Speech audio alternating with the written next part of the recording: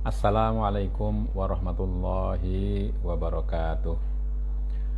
Bismillahirrahmanirrahim. Alhamdulillahi rabbil alamin.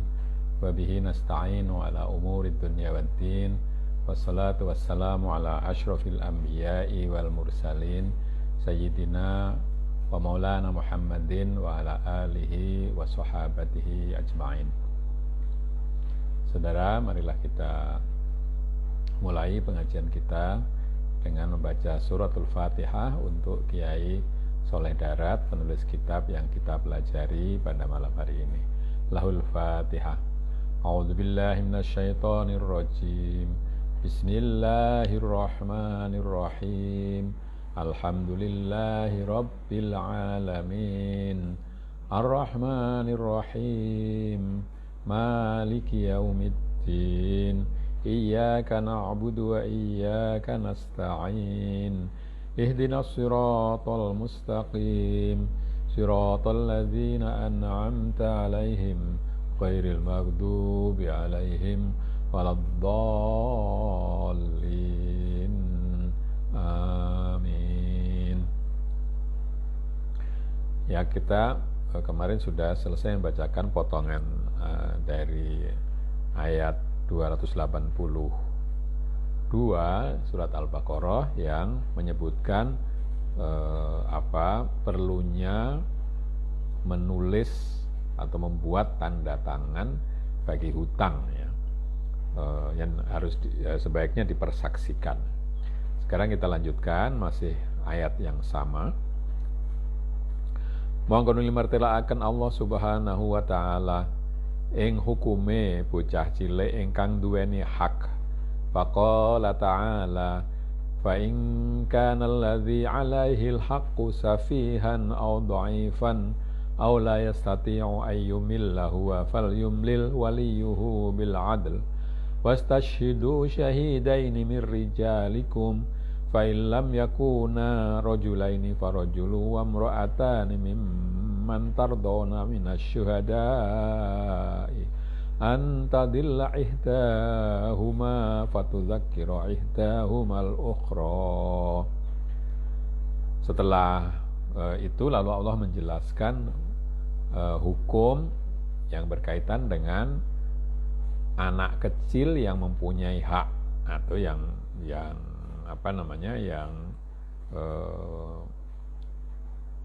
menjadi salah satu pihak dari yang piutang itu. Mongko lamun ana wong kang utang iku bodho syafeh tegese mubadziraken ing artane utawa apes ora kuwasa ngrungokaken tandha tangane utang krana sabab ijih cilik utawi pikun utawa ora kuwasa lamuna ngrungokaken krana saking bisune utawa bodho ora ngerti carane. Mongko kapan mangkono mongko becik macakno waline iku bocah bapa utawa wasi utawa qayyim. Jika orang yang berhutang itu bodoh atau safeh, tidak lengkap kecerdasannya, maksudnya mungkin dia bisa membelanjakan hartanya tanpa perhitungan, atau karena lemah sehingga tidak bisa mendengarkan, lemah kesadarannya ya, lemah kecerdasannya, tidak bisa mendengarkan tanda tangan utang karena masih kecil atau pikun atau tidak mampu menangkap apa yang didengar karena bisu atau bodoh atau tidak mengerti caranya. Nah, ketika begitu maka sebaiknya yang membacakan itu adalah walinya, wali anak itu, baik itu bapak, wasi, orang yang diberi wasiat, atau qayyim. Qayyim itu ya orang yang bertanggung jawab pada anak itu. Oleh nulisaken kelawan adil, ya, nulisnya itu harus dengan adil, membacanya juga dengan adil. Jadi menjadi menjadi penanggung jawab itu. Lan nuli nekseni wali kabeh ing atase utange bocah kelawan seksi loro saking wong lanang ingkang Islam akil balik. Dan juga saksi agar menyaksikan atas semua hutang anak itu, dan ada saksi lain 2 orang yang laki-laki Islam berakal dan balik, sudah mencapai umur. Mongko lamun ora ana saksi loro iku ora lanang karone, mongko amriya nekseni wong lanang sawiji lan wong loro saking wadon ingkang wis sira ridhoni saking dadi seksi sira ridhoni ing dalem agamane wadon loro lan adile wadon loro. Ya, kalau tidak ada 2 orang laki-laki, maka ambillah saksi seorang laki-laki dan 2 orang perempuan yang kamu anggap, yang kamu tahu pasti, kamu ridho untuk menjadi saksi. Ridhonya itu dalam hal agamanya, keadilannya dari kedua orang perempuan itu. Utahe sabe anane seksi wadon iku kudu wadon loro iku krana arah lamun lali sawiji wadon ingkang nekseni ing paneksine mongko ngelingaken wadon sawijine marang wane ingkang lali. Kenapa harus 2 kalau perempuan? Itu karena kalau yang satu lupa supaya yang lain mengingatkan. Mongko ikulah sababe wadon kudu loro krana sedune wadon iku kurang akale lan agamane lan kurang pengeling-elinge marang sawiji-wiji ingkang den kaweruhi. Mongko lamun lali sawijine mongko yekti ngelingaken salah sawijine ingkang eling ing wanehe ingkang lali. Ya, itu karena perempuan itu kenapa harus 2? Karena perempuan itu kurang akalnya, kurang agamanya, kurang ingatannya terhadap sesuatu yang diketahui. Maka kalau lupa yang satu, yang lain yang ingat itu bisa mengingatkan yang satu itu. Ya, memang ada orang yang mengatakan apa memang betul, apakah pelupanya perempuan atau kurang akalnya dan seterusnya itu, apakah itu kodrat bawaan ataukah itu sebetulnya dibentuk oleh pendidikannya. Nyatanya sekarang ini banyak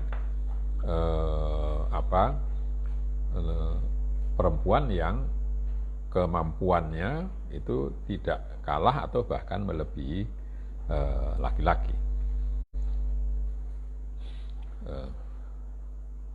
Yakni artine setuhune wong kang kewajiban hak iku lamun safeh tegese bocah cilik lan ngendika Imam Syafi'i utawi artine safeh iku wong kang mubadziraken artane lan ngurusakaken ing artane utawa dhaif tegese wis tuwa banget utawa dhaif akale ora bisa ngrungokaken tulisan potang utawa ora kuwasa lamun ngrungokaken utawa macaaken krana bisune ora bisa caturan. Ya, maka kalau maka sesungguhnya kalau orang yang berkewajiban atau orang yang mempunyai ikatan hutang itu safeh, ya, maksudnya anak kecil atau menurut Imam Syafi'i, safeh itu adalah orang yang mubazirkan, yang menghamburkan hartanya tanpa tahu bahwa itu mesti disimpan, atau merusak hartanya, atau lemah, atau sudah tua sehingga nalarnya tidak bisa lagi menangkap tulisan tentang hutang, atau tidak mampu kalau mendengarkan atau membacakan karena dia bisu atau tidak bisa berbicara. Maka dalam keadaan seperti itu wali anak itu atau wali orang itu yang mesti melakukannya. Angendika Ibnu Abbas rupane waline iku sahibuddin, mongko sahibudain, mongko nuli perintah Allah Subhanahu wa taala ing wong kang muamalah kelawan adol tinuku utawa fardu utawa qirat utawa qardu utawa yaqtirat kapure neksekaken ing wong kang adil lanang loro utawa lanang sawiji wadon loro. Menurut Ibnu Abbas, wali itu adalah orang yang punya hutang. Maka Allah lalu memerintahkan agar orang yang bermuamalah, orang yang melakukan kontrak dengan jual beli atau pinjam meminjam, itu diminta untuk mempersaksikan kepada 2 orang yang adil atau 1 orang dengan 2 perempuan. Aku tuh coba ke charger, Bu. Charger ibu ya boleh.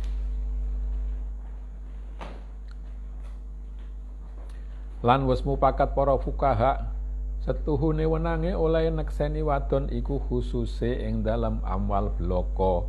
Anapun nekseni amwal mongko padha ikhtilaf para ulama. Para fuqaha sudah bersepakat tentang kebolehan perempuan menjadi saksi khususnya di dalam masalah uang, masalah harta, itu saja. Adapun persaksian lain selain harta, itu para ulama berbeda pendapat. Lan muwuh kersane Imam Sauri setuhune wadon iku wenang nekseni ing dalam sekabehane perkara. Lan ngendika Imam Asy-Syafi'i ora wenang wadon anekseni ingkang amung perkara ingkang ora bisa ningali angin kudu wadon kaya wiladah lan rodhoah lan bakaroh sayubah utawi anane wadon wenang dadi seksi iku wadon ingkang wus sira ridani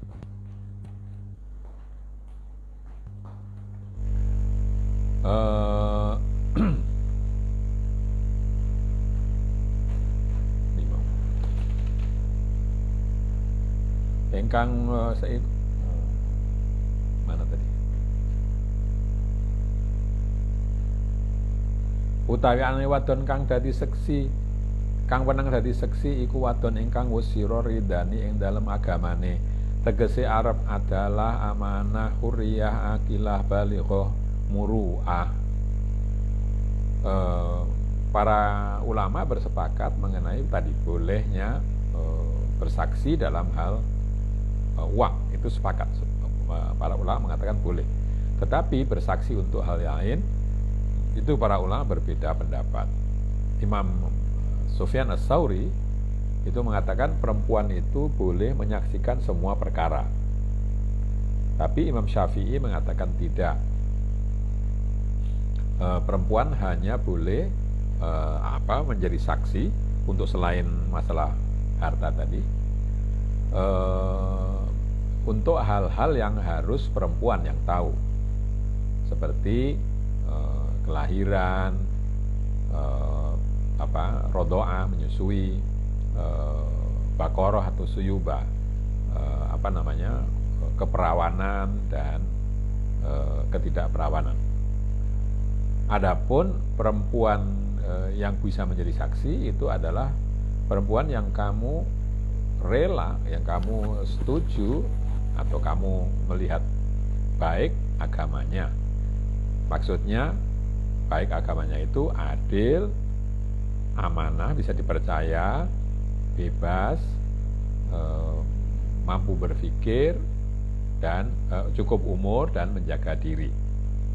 Mulane wadon kudu loro krana setuhune ghalibe wateke wadon iku lalen lan kurang akale. Maka perempuan itu disyaratkan harus 2 karena umumnya watak perempuan itu gampang lupa dan kurang akal. Nah, ini sudah saya bacakan tadi. Ada yang mengatakan itu adalah karena sebab bawaan kodrat atau karena pendidikan. Jadi manakala dididik dengan baik sebetulnya sama saja laki-laki dan perempuan. Ini ada yang mengatakan demikian. Tsumma qala ta'ala, wala ya'ba syuhada'u idza ma tu'u wala tas'amu an taktubuhu saghiran aw kabiran ila ajalih dzalikum aqsatu indallahi wa aqwamu lisyahadati wa adna alla tartabu illa an takuna tijaratan hadiratan tutirunaha bainakum falaisa 'alaikum junahun alla taktubuha washidu idza tabaya'tum wala yudarra katibu wala syahid wa in taf'alu fa innahu fusuqum bikum wattaqullaha yu'allimukumullah wallahu wa yu'allimukumullah wallahu bikulli syai'in alim. Lan ojo lan ojo emoh para saksi kabeh tatkalane den kon nekseni, tegese ora kena mbangkang saking nekseni. Dan jangan sampai saksi itu menolak ketika diminta untuk menyaksikan. Ya, jangan membangkang tidak mau menyaksikan. Tegese haram lamun ora gelem nekseni lan ojo bosen-bosen sira kabeh saking nulis ing barang kang wis padha nekseni sira kabeh saking hak padha uga iku gedhe utawa akeh. Ya. Maksudnya haram kalau orang itu diminta menjadi saksi tidak mau menyaksikan. Dan janganlah kamu jangan bosan-bosan kamu menulis apa yang telah kalian saksikan dari dari hak, artinya hak orang ya, dari hak orang, baik itu sedikit maupun banyak. Tegese padha uga utang gedhe utawa utang akeh. Maksudnya apakah hutangnya itu sedikit atau banyak, itu sebaiknya ditulis. Oleh tetap mangkono hak tumeka wektune tempone bayare. Jadi mencatatnya itu juga sampai ke kapan harus membayar. Utahe mangkono nulis lan nekseni iku luwih ngadil lan luwih jejeg mungguhing Allah Subhanahu wa taala lan malih dadi luwih mitulungi marang para saksi ing atase jenenge dadi saksi. Ya. Krana setuhune iku tulisan dadi narik marang eling lan dadi ora lali-lali.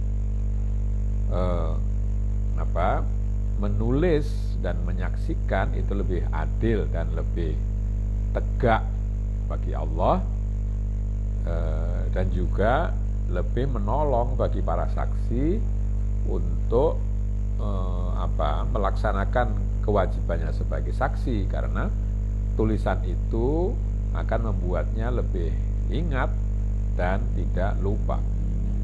Lan malih tuhune tulisane iku dadi ora mamang ing dalem qadare hak lan qadar janjine tempone. Anging ora wajib seksi lan ora wajib nulis lamun tumiba anane adol tinukune ora nganggo tempo ingkang wis padha tinanggap sira kabeh kelawan sak hal ora nganggo tempo malih. Dan juga tulisan itu membuat orang tidak ragu-ragu akan jumlah dari hutang, jumlah dari hak, dan waktu temponya. Ya, akan tetapi menulis itu tidak wajib, saksi juga tidak wajib, saksi dan tidak wajib menulis kalau itu berkenaan dengan jual beli yang langsung, yang tidak pakai tempo. Ya. Jadi seketika tanpa pakai tundaan waktu. Mongko ora ana duraka ing atase sira kabeh ing yen to tinggal neksekaken utawa tinggal nulis ing mangkono-mangkono barang kang den tuku. Jadi jual beli yang langsung itu tidak apa-apa kalau tidak ditulis atau tidak dipersaksikan. Lan padha amriyon neksekaken sira kabeh tatkalane padha adol tinuku sira kabeh krana sedune neksekaken iku dadi nulak marang para padu lan nulak sulaya. Ya, tapi ada dianjurkan untuk menyaksikan dan menulis kalau berjual beli, karena yang demikian itu akan menolak pertikaian dan perselisihan nantinya. Jadi walaupun tadi boleh sebenarnya tidak pakai saksi kalau berjual beli langsung, tapi tetap dianjurkan untuk ditulis. Utawi iki ayat perintah nulis lan perintah neksekaken iku perintah sunat ora kok perintah wajib ora. Lan pomo-pomo aja pisan-pisan gawe madorot wong kang tukang nulis lan wong kang nekseni ing wong kang duweni hak, lan aja gawe madorot ing wong kang kewajiban hak, lan iya iku wong kang utang. Ya, perintah menulis ini, perintah dan juga mempersaksikan itu perintah sunat, bukan perintah wajib. Lalu dipesankan bahwa jangan sampai tindakan dalam hutang piutang itu merugikan penulis atau saksinya atau orang yang mempunyai hak, serta juga orang yang kewajiban hak, yakni orang yang berhutang. Jadi di dalam perjanjian atau di dalam kontrak itu jangan sampai ada yang dirugikan, baik itu yang punya hutang, yang punya uang untuk dihutang, orang yang berhutang, orang yang menyaksikan maupun yang menulis. Jangan sampai dari pihak-pihak itu ada yang dirugikan. Oleh gawe madorot kelawan ngedoi hak utawa ngowahi janjine.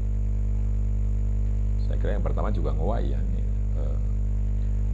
Utawa kelawan moh ora gelem nekseni utawa ora gelem nulisaken. Ya, madorot di sini merugikan ini berupa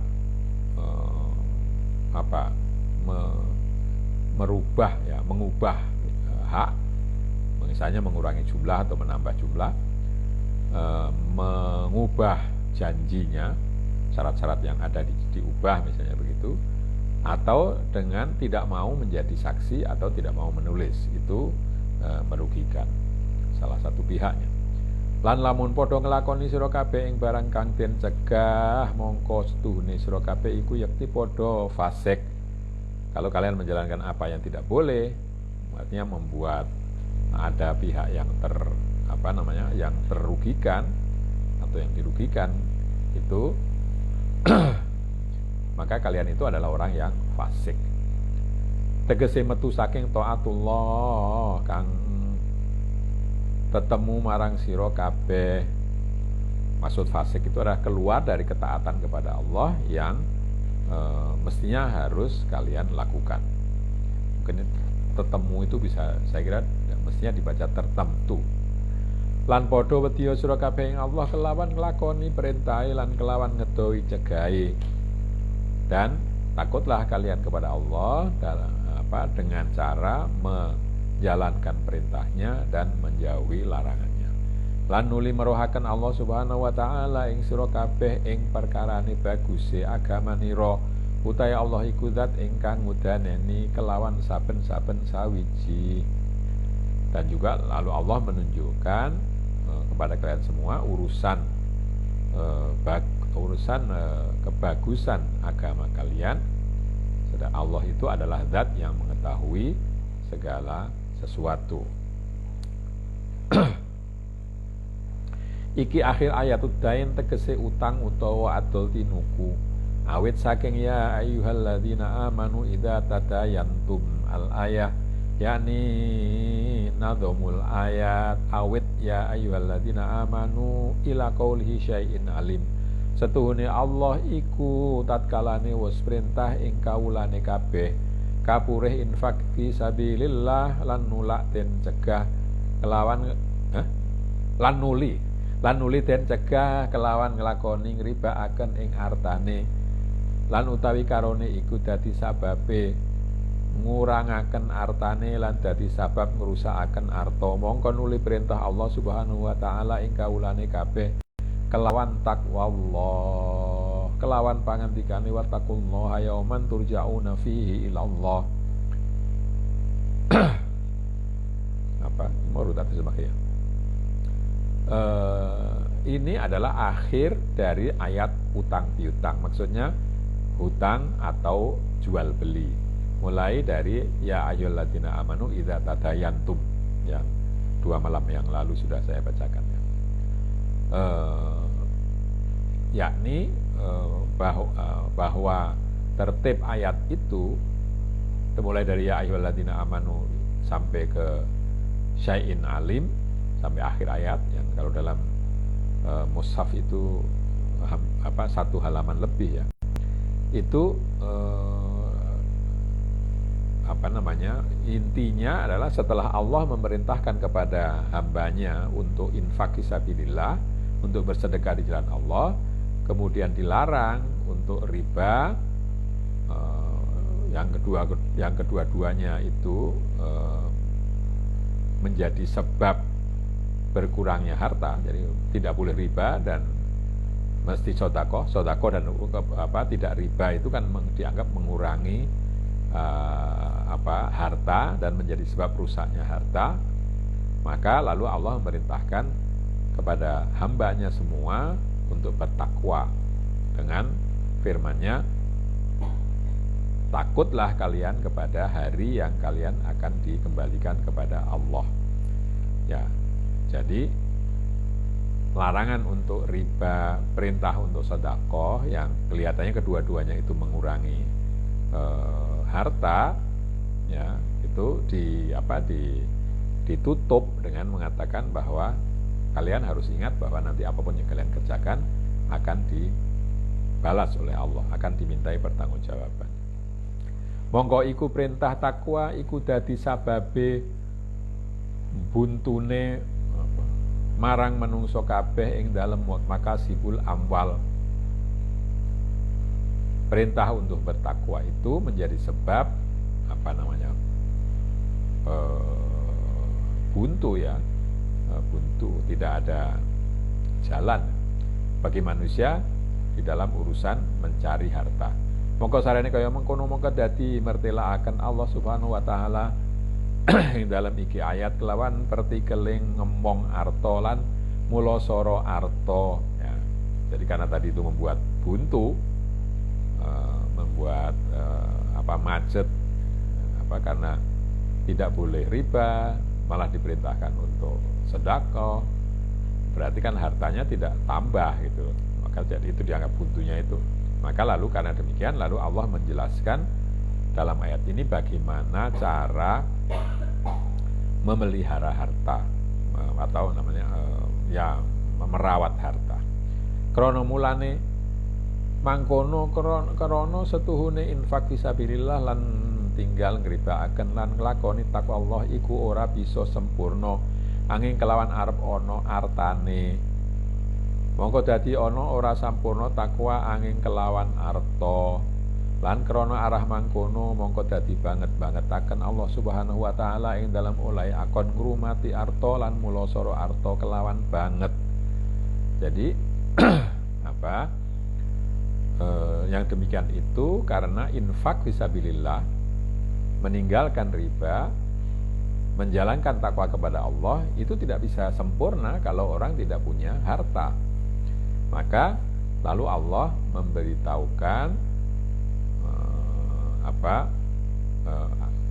takwa itu tidak mungkin tanpa harta, karena itu Allah bersungguh-sungguh di dalam di dalam memberitahu bagaimana cara merawat harta. Ya. Ora tahu pisan-pisan gelem Allah ambebarang gunem angin ing dalam iki ayat kelawan pirang-pirang takkid. Allah sesungguhnya tidak mau bicara panjang lebar ya. Ambebarang gunem ya. Barang itu sudah tahu ya, itu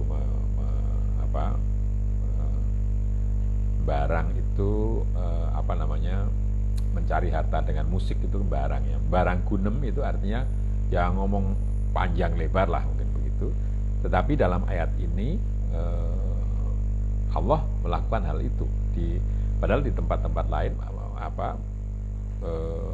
katakanlah kebiasaan Allah itu tidak mau bicara panjang-panjang, tapi di sini bicaranya panjang-panjang itu di dalam ayat ini. Bahkan dengan dengan takkid ya, dengan kata-kata penguat. Ana dene mangkono kabeh iku sedune Allah taala tatkalane merintahi infak lan tinggal riba ing hale karo-karo iku dadi sebab kurange arta lan sudane, mongko perintah ing kene kelawan ngreksa lan mulasara ing arta supaya dadi bisa nglakoni takwa. Yang demikian itu semua karena ketika Allah memerintahkan untuk bersedekah dan melarang riba, padahal dua-duanya itu mengurangi harta, maka lalu Allah memerintahkan untuk merawat harta supaya bisa menjalankan takwa, supaya bisa dipakai untuk menjalani ketakwaan. Wakilah sedunia Allah Ta'ala tatkalane wis nyegah Allah ing riba, mongko nuli menangaken Allah ing tempah krana tempah iku padha kelawan riba ing dalem dalan amrih untung. Krana setuhune tempah iku tuku mabek kelawan tempah lan saman kontan lan temtune kacek tinimbang padha kontan. Ya. Ada juga yang mengatakan bahwa Allah ketika mencegah riba lalu memperbolehkan tadi tempah bayar di depan, barang bayar di depan, karena tempah itu atau bayar di depan itu sama dengan riba dalam hal memperoleh untung karena tempah tadi ya, jadi apa istilahnya ya, bayar beli dengan bayar di depan itu adalah membeli sesuatu dengan bayar di depan. Artinya bayarnya itu kontan, sementara barangnya itu baru diterima kemudian. Tentunya dalam keadaan seperti itu harganya mestinya lebih murah.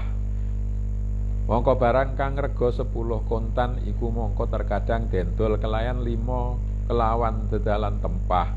Misalnya yang harganya 10 dengan cara kontan itu kalau dibayar duluan itu bisa menjadi hanya 5 gitu ya.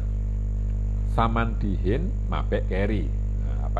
Harganya dibayar dulu tetapi barangnya diterima kemudian. Mongko tentu oleh untung tetapi kelawan dedalan halal ya, jadi untung tapi jalannya halal ya, gitu. Saya istilah bahasa Indonesia saya tidak tahu tempah itu ya, tapi itu tadi ya mungkin ada inden ya, tapi sekarang ini inden sama saja dengan kontan bayarnya. Mestinya ini bayar dulu, jadi barangnya bayarannya sudah diterima, mestinya lebih murah. Lan arah mengkono ngendika ba'dul ulama ora nyelehaken Allah Subhanahu wa taala ing sawiji-wiji barang ladzat lan barang kang manfaat kelawan dedalan haram angin nyelehaken Allah Subhanahu wa taala ing misali mangkono kelawan dedalan halal. Krana mangkono iku arah coba marang kawulane kabeh. Karena begitu para ulama mengatakan bahwa Allah Subhanahu wa taala tidak meminjamkan sesuatu barang yang lezat dan barang yang bermanfaat dengan jalan yang haram, melainkan pasti dengan jalan yang halal, karena yang demikian itu merupakan cobaan bagi hamba semua. Masalan zina misale ingkang halal nikah, riba misale ingkang halal kirot lan silm.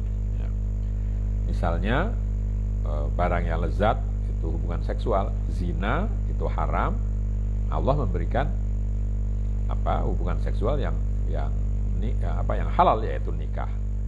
Mau nambahkan harta itu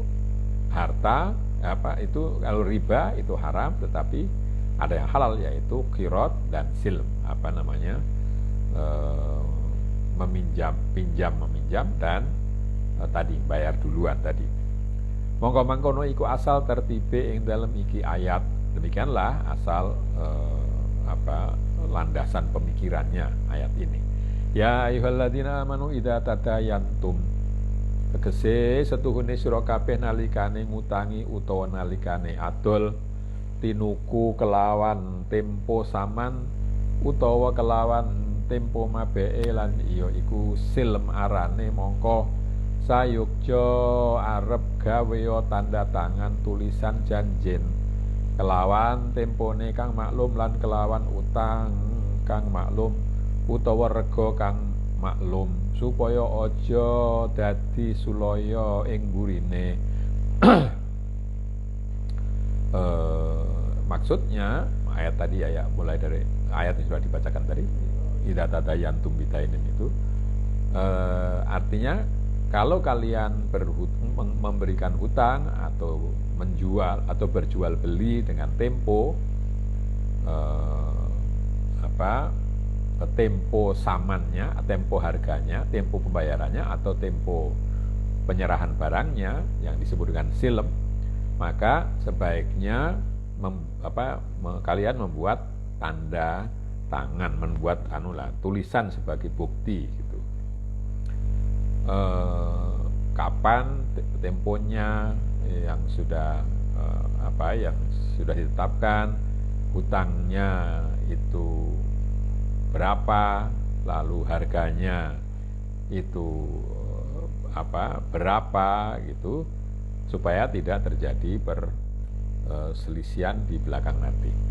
Mongko lamun atul tinuku kelawan kontan, mongko sayukja arep anek seaken marang wong adil loro utawa adil sawiji lan wadon loro ingkang adil karone. Jadi kalian kalau berjual beli secara kontan sebaiknya membuat saksi, baik itu laki-laki 2 atau laki-laki 1 perempuan 2 yang adil. Mongko lamun ana wong kang utang utawa wong kang atul tinuku tempo iku ora bisa nulis gawe tanda tangan, mongko amriya ing wong kang bisa nulis. Ya, kalau yang berhutang itu tidak bisa menulis, kalau orang yang berjual beli secara bayar depan atau atau bayar kemudian juga namanya bisa juga nampaknya di sini. Kalau tidak bisa menulis ya minta orang lain untuk menulis. Lan wajib ing atase wong kang bisa nulis arep nulisaken tanda tangan ing wong kang ora bisa nulis. Nah, orang yang bisa menulis itu wajib menuliskan tanda hutang itu bagi orang yang tidak bisa menulis. Lan ojo pisan-pisan lumoh nulisaken krana syukure wong keparingan nikmat bisa nulis iku arep mitulungi ing wong kang ora bisa nulis, padha uga utang gedhe utawa utang akeh. Dan orang yang bisa menulis itu tidak boleh menolak kalau diminta menulis, karena itu adalah bentuk syukur karena sudah diberi kenikmatan bisa menulis, yaitu dengan cara menolong orang lain. Baik hutang itu sedikit atau banyak. Jadi ini mungkin ya, unjangan terakhir ini penting ya, bahwa kita setiap kita mempunyai kenikmatan dari Allah. Kita sudah diberi karunia oleh Allah dalam bentuk kemampuan, dalam bentuk kekayaan, dalam bentuk kesempatan. Itu mestinya dipakai untuk menolong orang lain sebagai syukur, sebagai ungkapan syukur bahwa Allah telah memberi itu semua kepada kita.